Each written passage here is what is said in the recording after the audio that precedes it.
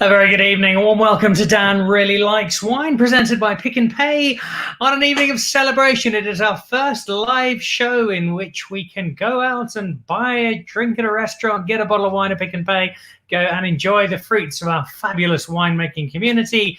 And gee, does it feel good. It is long overdue, and the effects, I am under no illusions, will be with us for some time. It is going to take a very long stretch for our wine industry to get back on its feet. And sadly, there will be those who do not, those who've already had to bid us farewell, be they restaurants, be they some of the small wine producers, some of the little estates, who just could not survive any longer. And that is a very, very sad result of what's happened in the last year or so. But at least we can now start a fight back. And in the case of Dan Really Likes Wine, that means celebrating with even more vigor this wonderful South African wine industry of ours. And so that is exactly what I'm doing tonight. And there are two particular things I wanted to do this evening, and I think I've managed to tick both boxes. The first was to celebrate with some bubbles, because nothing says celebration like a glass of fizz. And so I've got a really cool South African boutique producer, only does Cup Classique, a producer I've visited in a back corner of Robertson,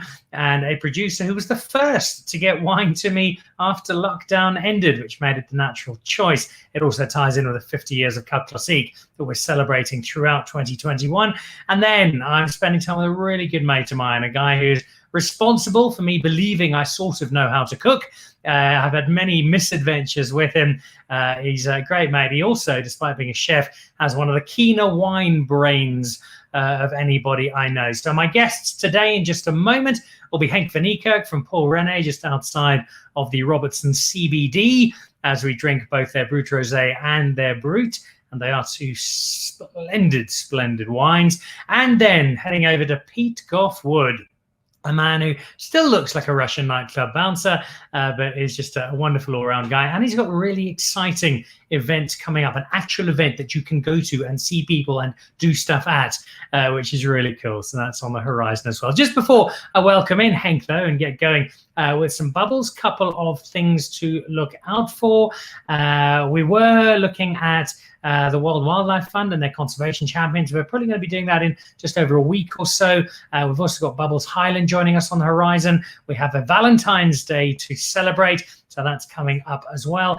And just really trying to get as much wine celebration going as we can and inject a little life back into an industry that really is clinging on for all it is worth. It's not only wine to look out for. If you are a fan of the Dan Nichols Show, and I know there are dozens of you out there, we've been running Instagram Live every evening during the week. This evening at 6 o'clock, I'm joined by Nick Compton, the South African who moved over to England as a schoolboy, went on to open the batting for the England Test side, including tests in India. Tomorrow, England and India start their series on the subcontinent, as Nick can give us some thoughts on that, talk us through his journey from South Africa to England and into Test cricket, and also his journey to where he is now. He's a fine photographer, and he's doing some brilliant work. He's actually in Cape Town at the moment, so lovely to have him. That's on the Dan Nichols Show Instagram live feed from 6 o'clock. Right now it is wine, though, and let's dash down to Robertson. It is still pouring with rain and grim and horrible and Welsh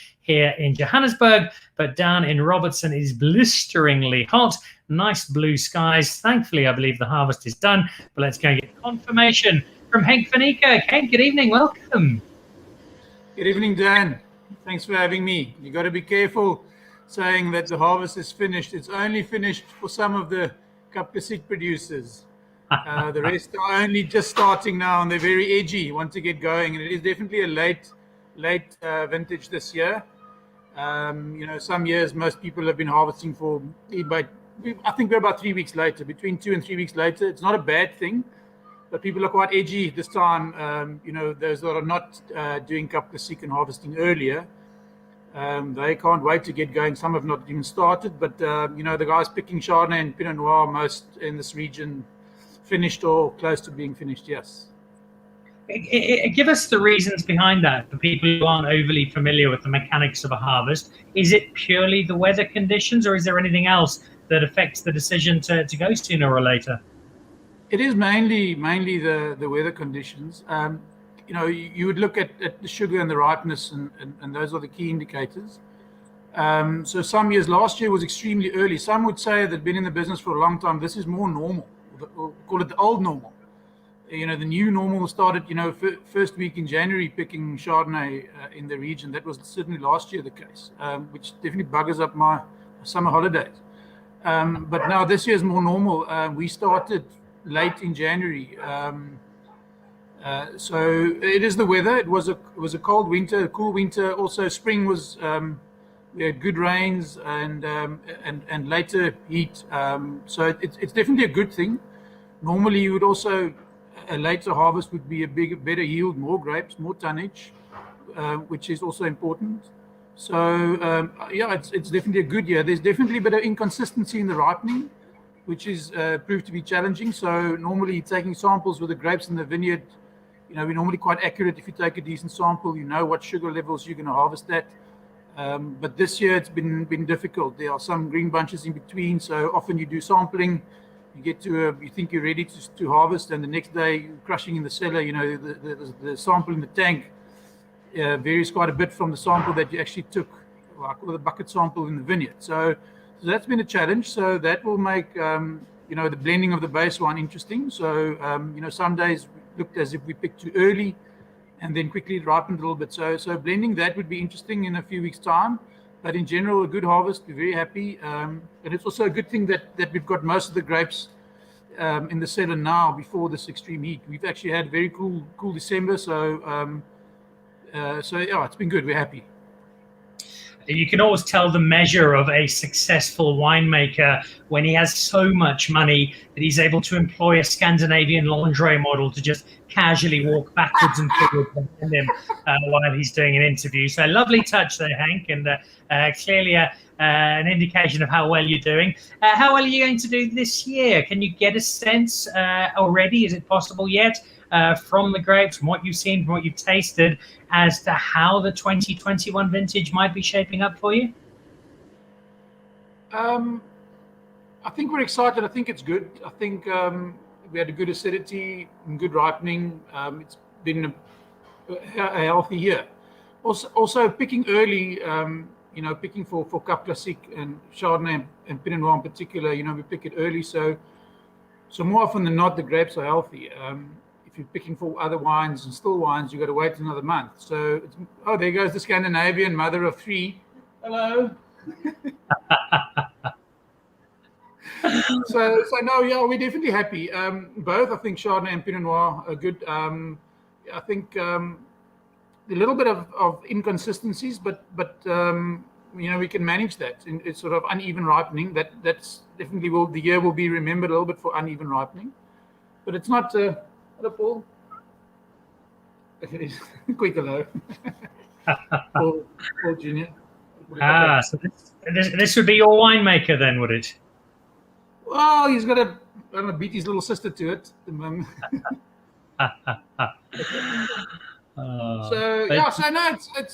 It's always a good year. I think the region lends itself to, it's always, this Robertson region really lends itself to producing good Cap Classique grapes. Our summers are fairly consistent, and again, picking early. And also, if you think about, our weather patterns are, February here is scorchingly hot, and it normally is. Today is no exception. But normally, if you compare our normal November, December temperatures to other regions, we're actually quite cool. Some November nights, it's very cold here. So definitely February, March is definitely hot, but by then, we've already picked the grapes. So, the region is really, it's not difficult to make good Cap Classique here. Well, the godfather of Cap Classique is busy watching. Peter Ferreira joining us, saying, Bubbles Ferreira is smiling as we are done and dusted, and follows up with, now time for a glass of bubbles. When is it ever not a time for bubbles when you're Bubbles Ferreira? This is a man who has Cap Classique with his cornflakes in the morning. And then Daryl Balfour says, I think Hank should invite the lady who keeps photobombing in the background to come and say hello. Well, we've already seen one other member of the family, and you gave us a clue by introducing young Paul. The name Paul René just explain it to us, how it came about and who that refers to.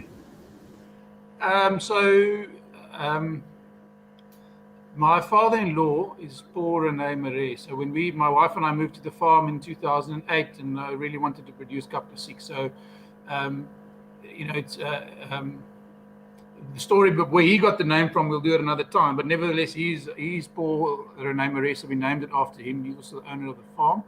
So, he's Paul René. We just called the bubbly Paul René. And now my son is also Paul René. It is a family name now, but it's named after him.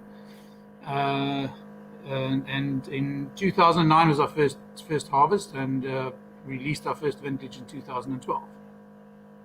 And it's interesting that you were able to do that, because for a while it looked as though winemaking wasn't what you were going to be doing, certainly not for a while. In fact, I've got some evidence of where we had initially seen you. This is a photograph of you in action, I think against the Barbarians, playing for Saracens. That's probably about 1983, as yet another Pacific Islander goes barreling past a flailing defender. There was a promising rugby career in the offings over at Saracens, and weighing up whether that was the life for you, Henk. Yeah, you got the year wrong, but definitely getting beaten by another South Sea Islander was definitely correct. I tried it. I had a big passion for it, and obviously it didn't turn out to be a career, but now it definitely great memories, and at least I realized early enough that I was never going to be a true professional. But it was definitely showed me a bit of the world, and I had a wonderful time. So met some lovely people and saw brilliant places. So it's a exciting part of my life, but certainly been in the wine business now for much longer than in the attempted rugby career. Was that always the plan? Was there always a wine background? Were you always thinking, well, we'll see how long rugby goes, and as and when I call it a day, I then move into wine? Was that always on the agenda? The rugby career was really short. I was 18 there, and it was in 1997, and it stopped shortly thereafter. But I've always loved the outdoors and farming and wine. Fortunately, my wife comes from a wine farm in Robertson, so that really was the opportunity for me. So, so I'm loving what I'm doing, and it's become a way of life.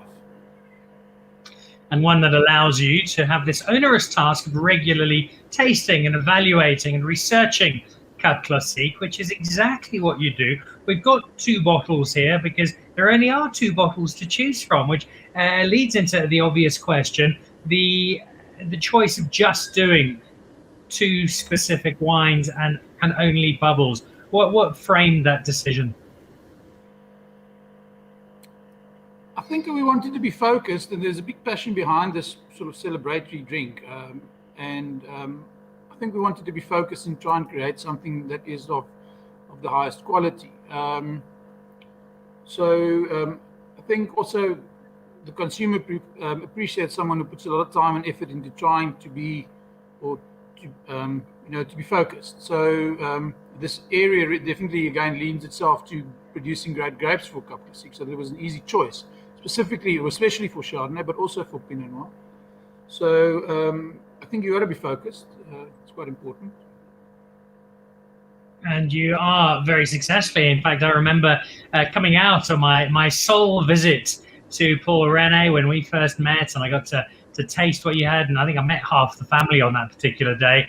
And it took a while to get it out of you, because there was a very modest celebration of the success that you've had. But you did finally reveal to me that certainly at that point, the test kitchen had Paul René as its most poured Cup Classique. And I think that speaks to 2 things broadly. It speaks to the fact that you guys are making something really special, but also you are representing a region that, led by Peter and the team at Graham Beck, has become really iconic for the quality of Cup Classique that it is consistently producing. Thanks, Dan. Yes, I think the region is definitely growing as the Cup Classique region. It is good to have Peter and Pierre here from Graham Beck in the region, and definitely helps a lot. And there's a great movement and a great drive amongst all the Kapasiek producers in our region. There are quite a few. There are 6, 7, or 8 quality producers in this region, and we are looking to collaborate a little bit in the future and perhaps do a few things together. Yes, focused, and we started with our first I think 3 vintages. We only had the Brut, which was always a Chardonnay, a Blanc de Blanc, and then we moved on to the Rosé 3 years later, which is a Pinot Noir 75%, 25 Chardonnay, which I think we're going to taste. But now, very exciting to say that our 3rd edition, we degorged, in fact, yesterday degorged our first nectar, Paul René nectar, which will be slightly sweeter. So that is a new addition. So very excited about that. So we are growing and we are expanding, and looking forward to that.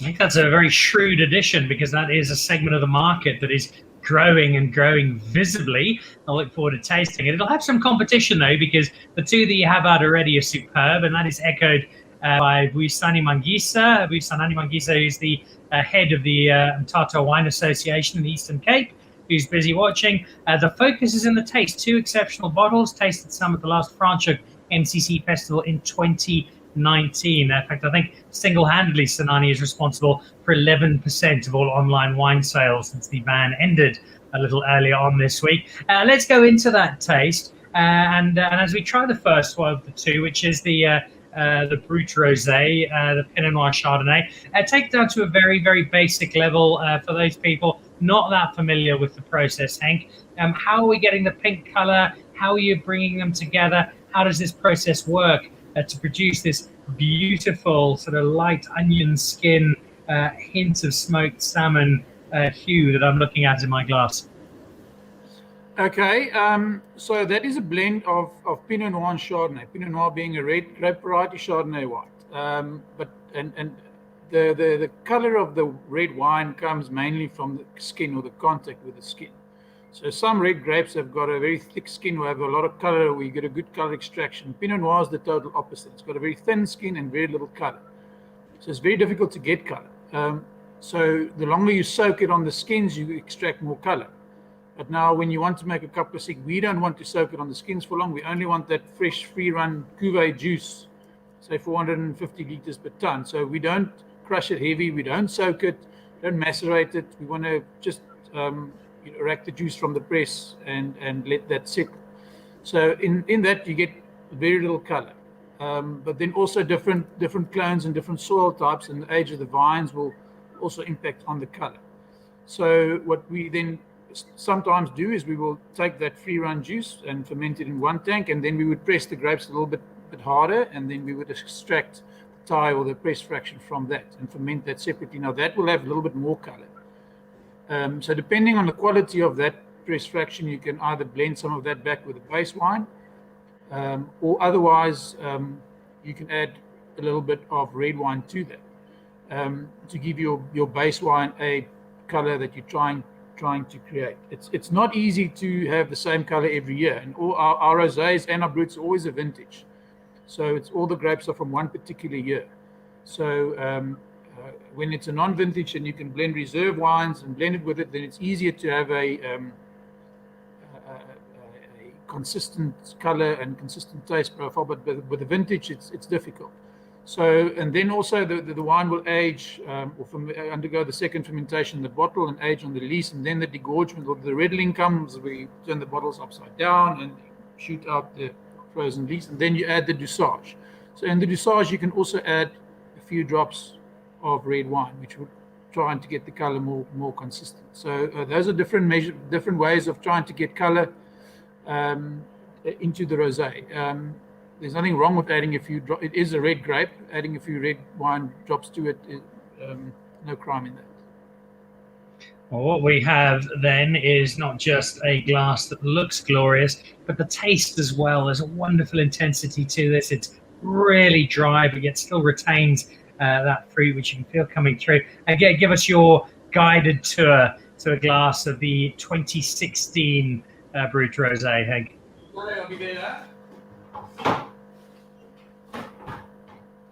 I haven't tasted it. It's actually, as I said to you, this is one of the last bottles. We degorged the 2018 earlier this week. So it's quite a special moment for me to have some of the last. Definitely, as you mentioned in the beginning, a dry. So it's something that we wanted to create. We are, as I mentioned now earlier, we are doing a nectar now, which will be sweeter. But we've always wanted to have a rosé that it's dry. I call it a man's rosé. So it's got a light color, and also now it has evolved quite nicely. It's a 2016, so definitely it was degorged after about 28 months on the lease, and then when it was much younger, definitely showed more floral tones, rose petals and strawberries, but you still get that. But it's definitely developed more, and it's integrated, and it's very delicate now. Very fine mousse, very delicate, very well integrated. I think it drinks beautifully at the moment. You can find a bottle of this. They are actually, as I said earlier, we're moving on to the 2018 now. So there's very few bottles of the 2016 left in the market.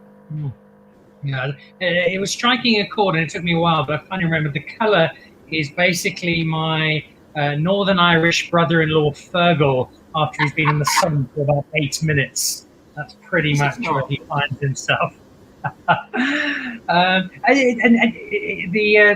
What we're getting on the palate is enhanced by the time that it's given. How important is it to you as a winemaker who wants to see the very best emerge from the bottles that you make to give your Cup Classique a little bit of time? And what is optimal for this particular bottle?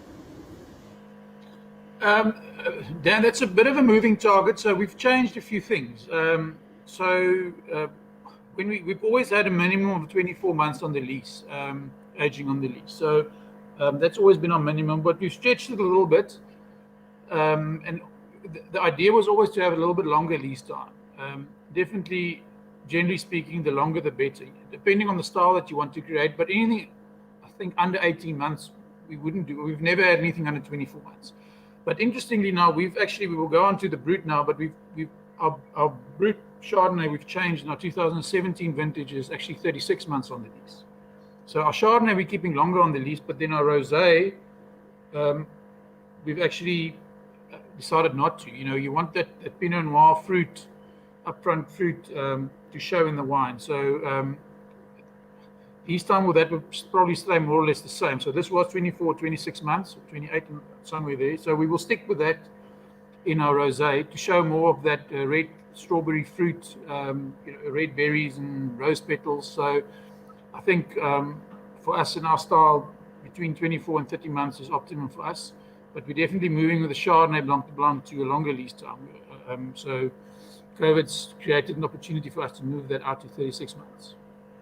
And I think we're all rewarded as a result. We get something that just has that bit of extra oomph to it. It's had a bit more time, and it just grows as a wine. And it leads into a question from Daryl Balfour, he makes a point. He still has a bottle of the 2013 release, double gold Paul René Brut in his cellar. Be interesting to see how it has held up. What do you reckon? The 2013, how's that going to be drinking in 2021? I think it will be fantastic. I'd drink it. In those days, we didn't keep too many reserve bottles. So, I might have 3 of those in the cellar, or 6 perhaps. But, in those days, it was all sold out. Our production was so small that we didn't really keep wine. So it's a special bottle. We did have a vertical tasting last year in the house, and the 2012 showed really nice. So I think it's just a year later now on the 13. It should really be something special. Specifically, the Chardonnay ones definitely shows a lot of aging potential. But don't keep it, drink it. So my dream basically for 2021 is to somehow find out where Daryl Balfour lives and break into his house, because every week he sends this list. I suspect half of it is made up, because there's no chance one person can have quite so much amazing wine. But what he does have, I'd love to taste. He is a great friend of the show. So too is Reginald Peckler, who says, I admire the man who makes magic, just completing the period of making MCC. It's a magic itself. Can't wait to savor the moment of truth from Paul René.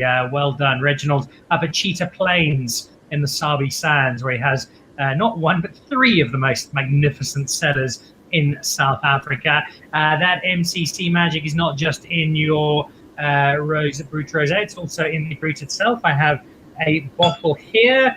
It is normally you'd say this is 100% Chardonnay. It's not. It's 90% Chardonnay, 10% stickers, as you can see from the bottle, but stickers that are very well deserved from a different order other places. This is the original. This is, I'm sure, the particularly special one for you. Yes, definitely. That's what we started with. It was quite an easy decision then. I mean, like I've mentioned many times, this region really is the backyard for good Chardonnay, and Chardonnay being the cornerstone for good Cap Classique and Champagne. So that is where we started. First vintage in 2009, 100% Chardonnay. Yes.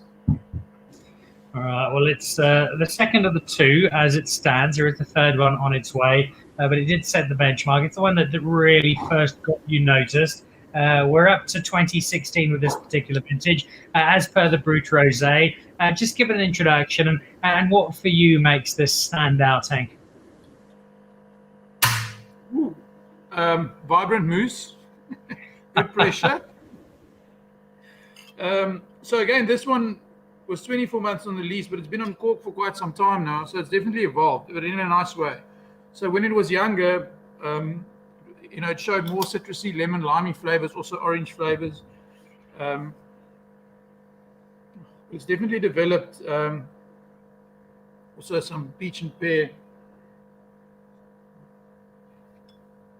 But it does age beautifully. You still pick up on the citrusy notes, but it's not so green apple-y anymore, and more lemon limey.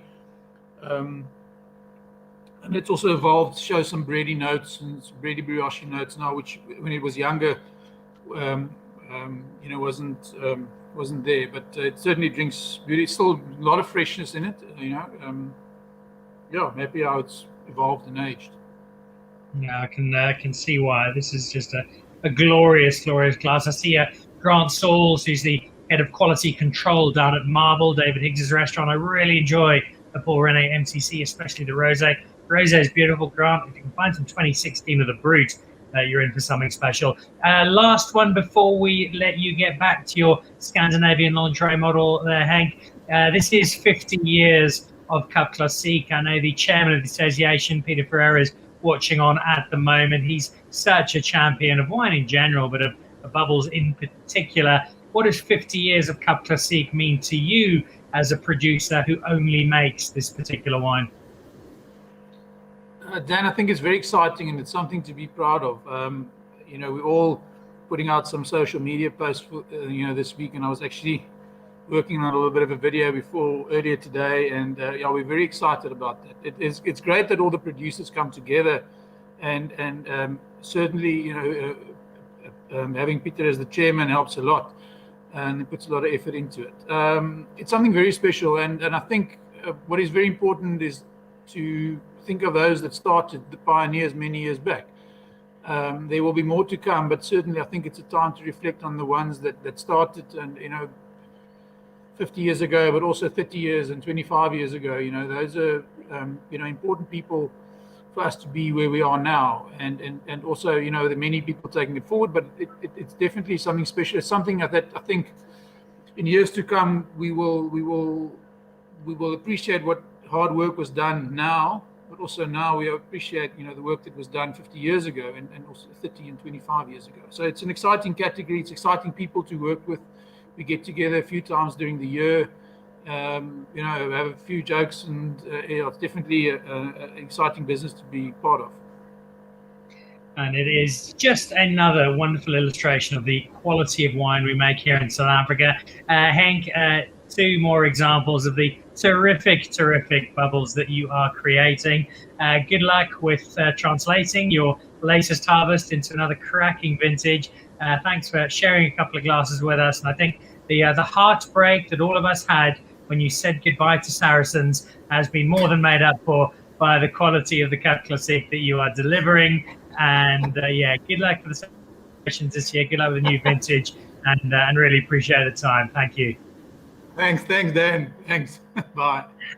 There we go. Henk Vernieker, the rugby player turned winemaker extraordinaire. It's just such an intense focus on getting it absolutely right, nailing the first one, moving on to the second, now opening up to a third, but still just staying with Cap Classique and wanting to make the very best out of the opportunity they have there. And if you've had the Paul René, you'll know that they deliver so consistently. If you haven't, well, I hope you'll be off to find some tomorrow and celebrate yet another great South African Cup Classique producer. So we're celebrating 50 years of Cup Classique this year. And so there'll be a lot that you will see of Cup Classique on Dan Really Likes Wine through the course of 2021. It's an area we can be rightly proud of. We're making some terrific stuff. But don't just take my word for it. Let's get the opinion of somebody who knows so much about wine, mostly because he just drinks so much of it, but purely for research and to make sure he has the right wine to match the right food. He's a dear mate of mine, and he's someone who gave me so many of my earliest cooking lessons. Not many of them worked, but he did his best. It gives me great pleasure to welcome back onto Dan Really Likes Wine, Pete Goffe-Wood. Pete, a very good evening. Welcome back. Lovely to see you. Hey, Dan. Great to see you again. Great to be on Dan Really Likes Wine. I have to say that I've just been getting flack while I was off camera from Elise. She's a huge Bubbles fan, and that was Hank's is one of her favorites. And she said, "Well, what happened to our tasting sample? How come we don't have a tasting sample?" So I had to switch off for a second there because I was getting some serious abuse. But anyway, all right. Well, it is. Paul René is actually Elise's, one of Elise's favorites, and it's magnificent bubbles. I have to say, we've had the privilege of sampling many bottles. Good stuff indeed.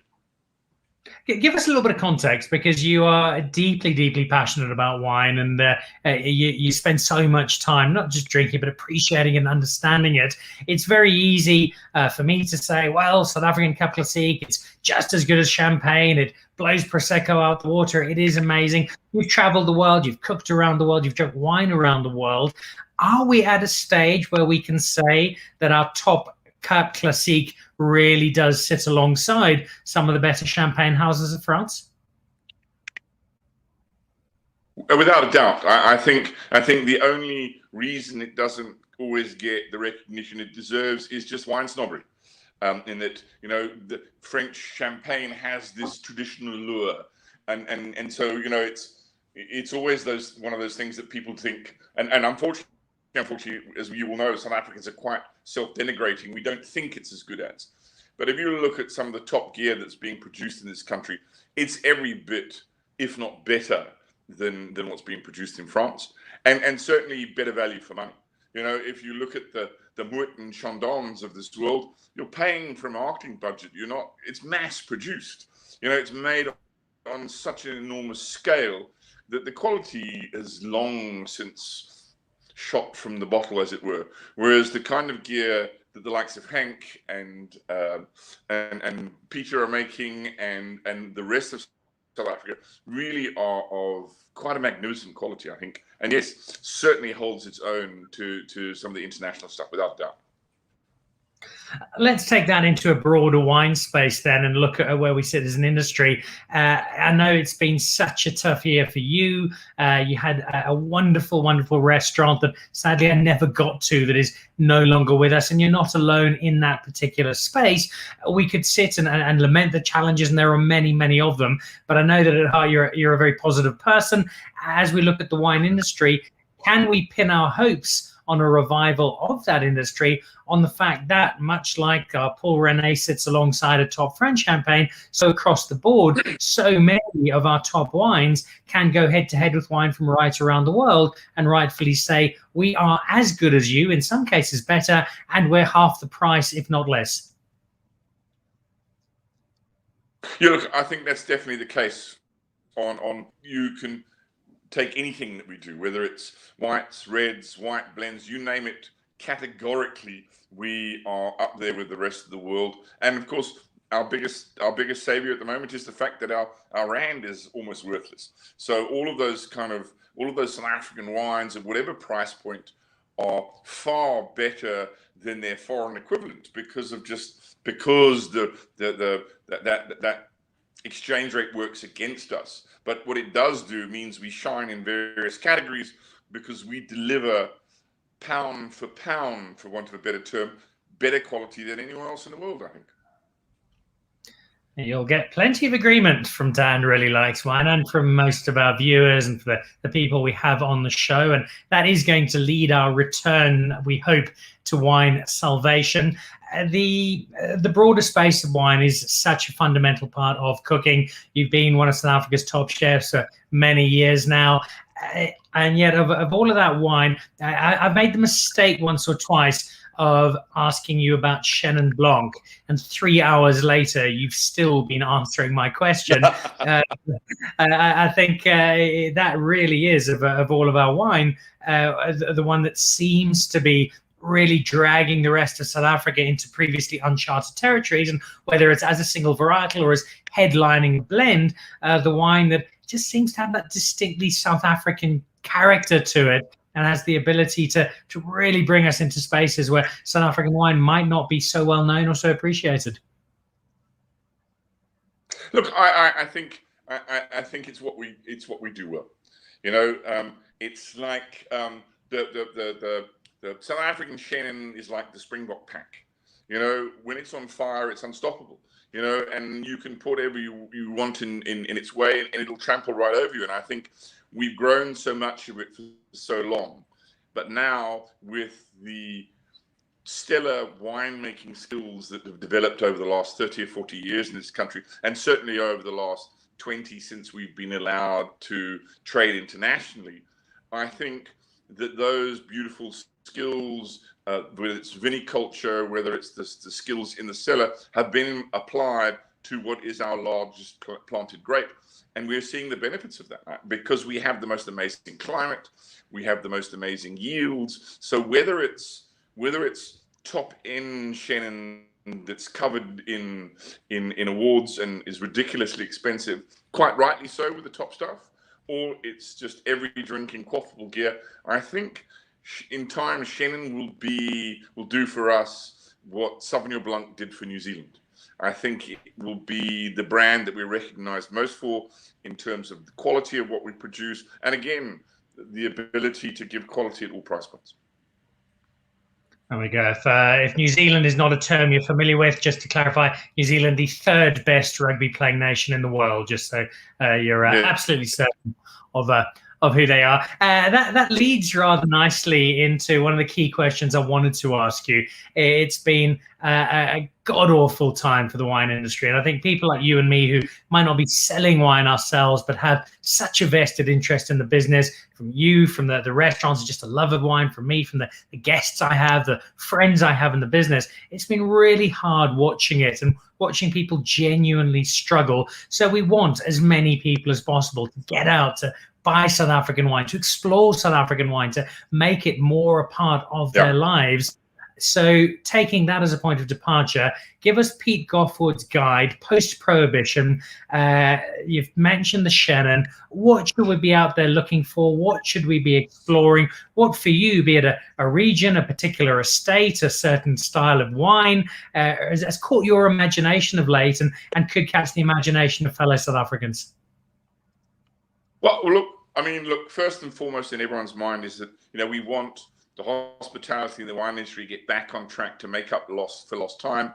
We all get that it's been a diabolical time. And I think, if anything, what a lot of us have been doing is being more price conscious. And I think while there are some magnificent big guns out there, and there remain to be, I think where South Africa and the wine public now are finding is some of the most beautiful, cheaper gems.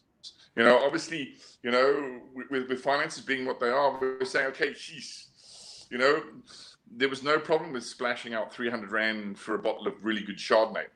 But now all of a sudden, I'm in a position where I'd rather get 3 100 Rand bottles. So I have been doing a lot of research, drinking, proper scientifically based research on more affordable wines.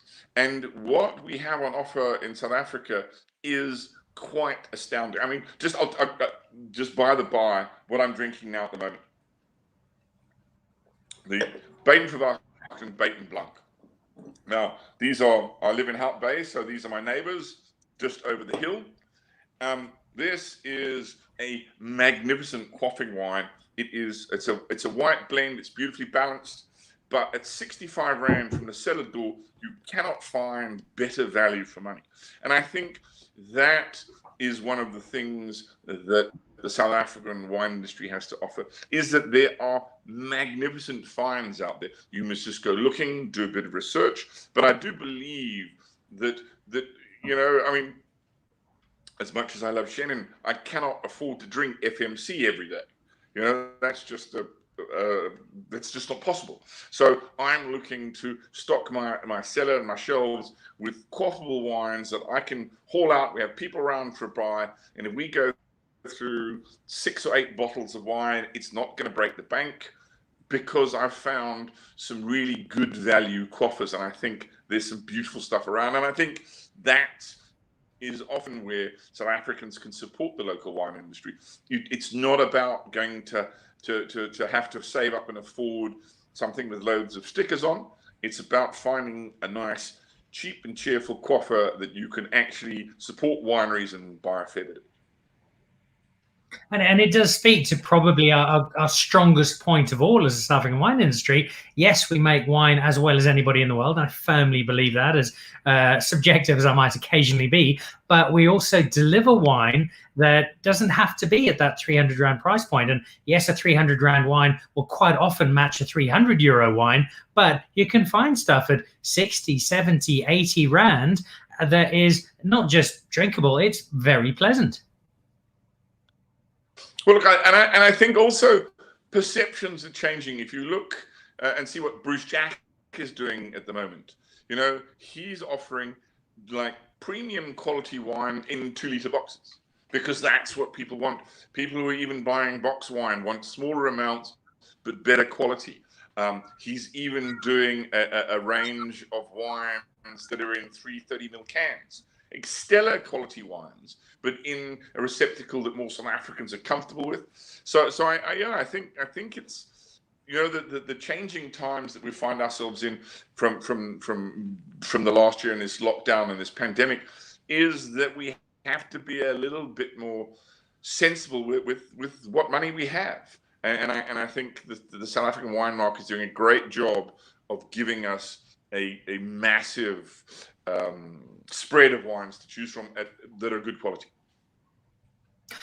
Let's steer away from the wine for just a moment before we return to the subject, and then head to the space with which we are more familiar seeing you in, which is food, and more specifically restaurants. I know, and I'm going to possibly bring up a tear or two here, because you had to say goodbye to what was such an exciting project. Just broadly speaking, what's your sense of the extent of damage that has been done to the restaurant industry and that industry's capacity to come back from that damage?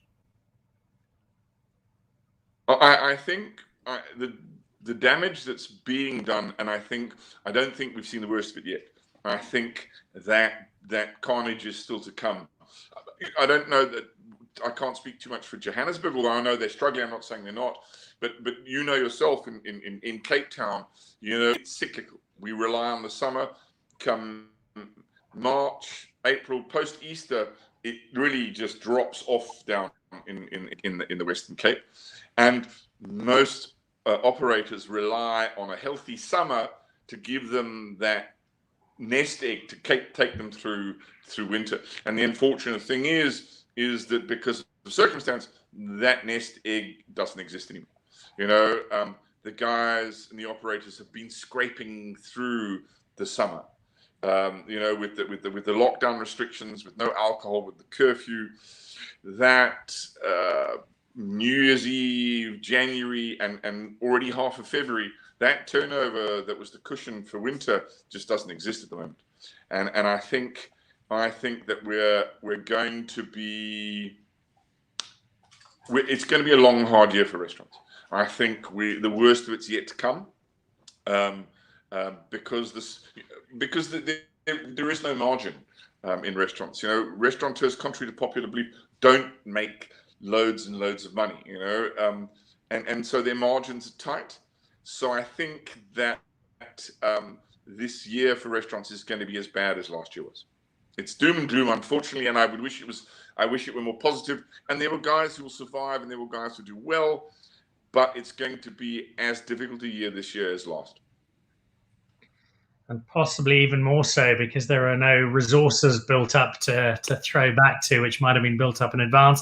An appropriate time to bring in Ina Smith's comment, warm hug for Pete in this very difficult time, says the wonderful, wonderful woman behind Chenin Blanc, South Africa.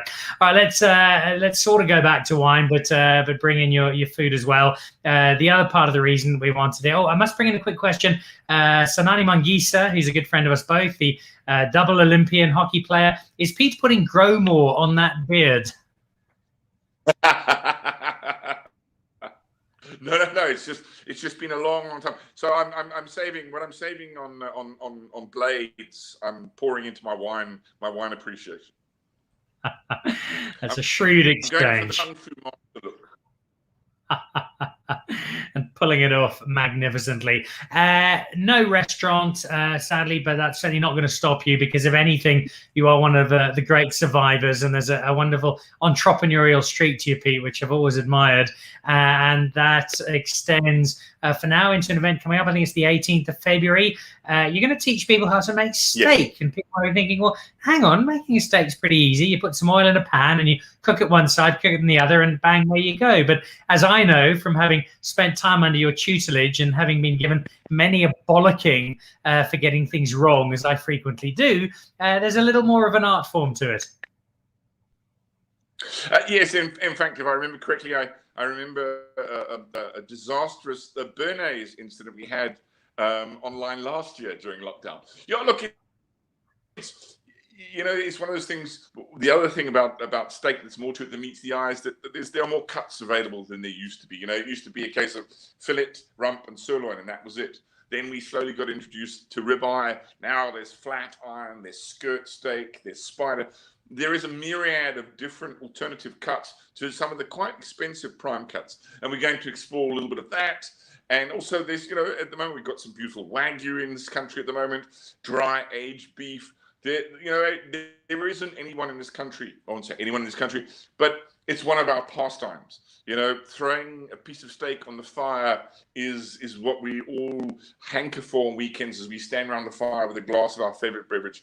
But you're right, there's more to it than simply throwing a piece of meat on the coals. It's about buying. It's about anything. We're living in times where sustainability is an issue. And so I think we also need to explore those avenues. It's as important as to where your meat comes from these days, how it's farmed, how it's slaughtered, how it's transported.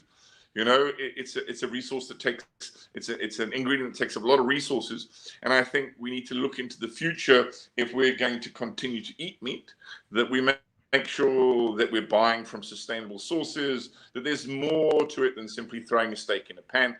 And we're going to explore that with our steak masterclass, obviously, as well as some cooking processes and things like Bernays, doing good sauces and accompaniments.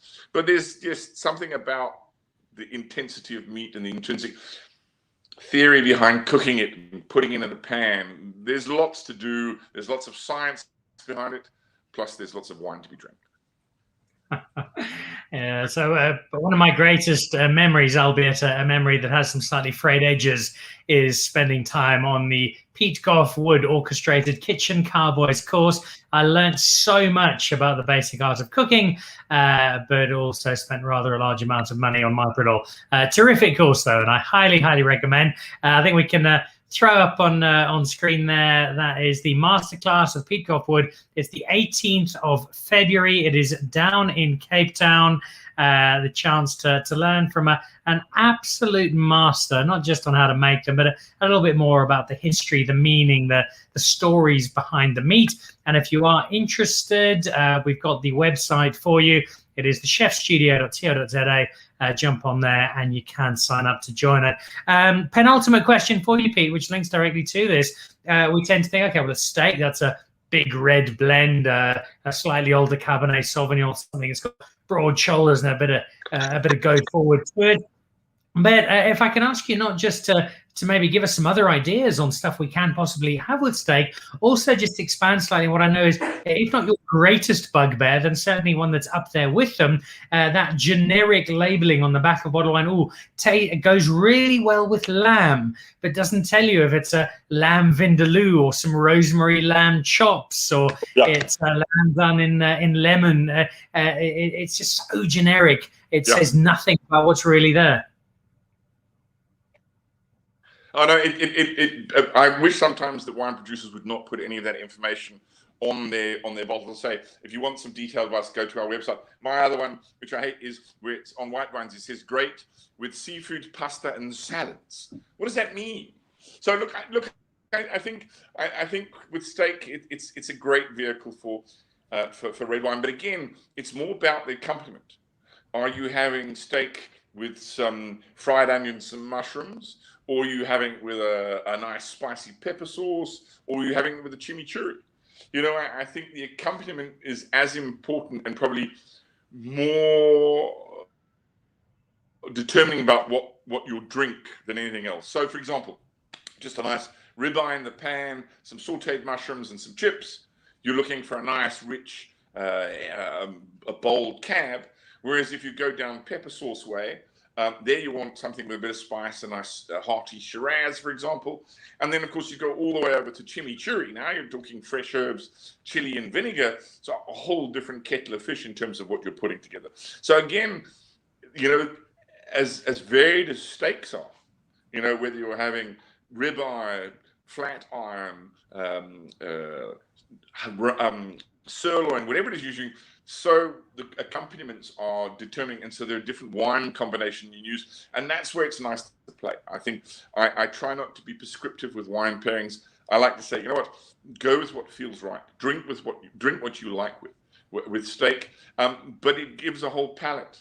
You can, if you've got something that's quite young, Pinot Noir often with a little bit of something like a spider steak, which is a little bit fatty, but it's not robust and intense meat. So something a little bit more elegant, like a Pinot, will work. So you really have a myriad of choices when eating steak as to what you pair with it. And that, I think, is the perfect note on which to bid our chef farewell. I hope you've been taking notes, but if you haven't, you can watch this recorded. Pete, I'm not sure if I'll get down to Cape Town for that class, but at least I have the advantage of having some expert experience from you over the years, for which I'm enormously grateful. Also enormously grateful, as so many of us are, for everything you've done for the food industry here. I know tough time restaurants, tough time wine, but you'll be back, and as a broader industry, we'll somehow get through all of this. Keep drinking, keep celebrating, and good luck with the steak evening. And hopefully it's not too long before the two of us having several very large glasses of wine together. Excellent, Dan. Cheers. And as always, may the sauce be with you. Indeed, the payoff line, one of my very, very favorite chefs. He's a genius in the kitchen, loves his wine, and just an absolutely wonderful raconteur. So Pete Goffe-Wood wraps us up for this particular Thursday on Dan Really Likes Wine. A huge thank you to Pete. A huge thank you too to Henk van Niekerk and his extended family, all part of the Paul René celebration a little earlier on, as we raised a couple of glasses of bubbles to the end of Prohibition and the chance to buy South African wine once again. That does it for this evening. I'll be over on the Dan Nichols Show on Instagram Live in about 6 minutes with Nick Compton, the former England opening batsman. That is ahead of the England-India series starting tomorrow. And also back next week, we've got another episode of Two Full Tossers, myself and Alan Committee. That's every Monday night at 9 p.m. And we'll also have more wine for you next week. And we've got some more great guests coming up as we celebrate South African wine and do our best to help an industry that's really battling to try and come through some tough times. Thank you for watching. Thank you for supporting. I do appreciate it. This has been Dan Really Likes Wine, presented by Pick n Pay. And I shall say goodbye with my last sip of Paul René Brut Rosé. It really is one to have a crack at. Cheers.